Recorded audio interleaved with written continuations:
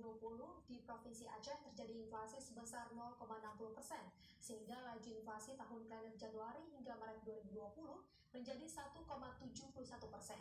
Sedangkan laju inflasi dari tahun ke tahun Maret 2020 terhadap Maret 2019 mencapai 3,84%. Terjadinya inflasi didorong oleh kenaikan harga barang dan jasa yang cukup signifikan selama bulan lalu. Hal tersebut disampaikan Kepala BPS Aceh Ihsan Nurrijal di Banda Aceh pagi tadi. Inflasi tersebut tercatat paling besar dibandingkan periode sebelumnya karena pertengahan Maret 2020 sudah mulai dampak corona. Inflasi Maret 2020 menurut Ihsan Nurrijal disumbangkan ikan densis, tongkol, ikan tuna, cumi-cumi jeruk, emas, dan tembakau. Sementara komoditas yang mengalami deflasi yaitu beras, minyak goreng, angkutan udara, bawang putih, dan bawang merah.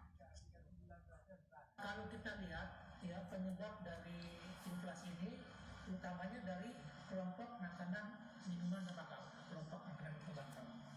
Ya, jadi di kelompok makanan itu 1,71 inflasinya. Ya, kelompok makanan. Kemudian kelompok lainnya dalam kelompok tembakau itu 0,49. Ya. Lalu kalau kita lihat dari kelompok makanan ini ya yang komoditas yang mempunyai andil cukup besar itu kelompok ikan. Inflasi yang terjadi di Aceh merupakan hasil hitungan dari gabungan 3 kota.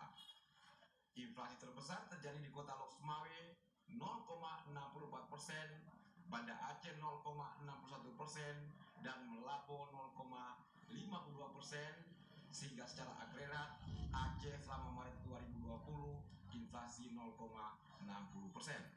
Tim Liputan TVRI melaporkan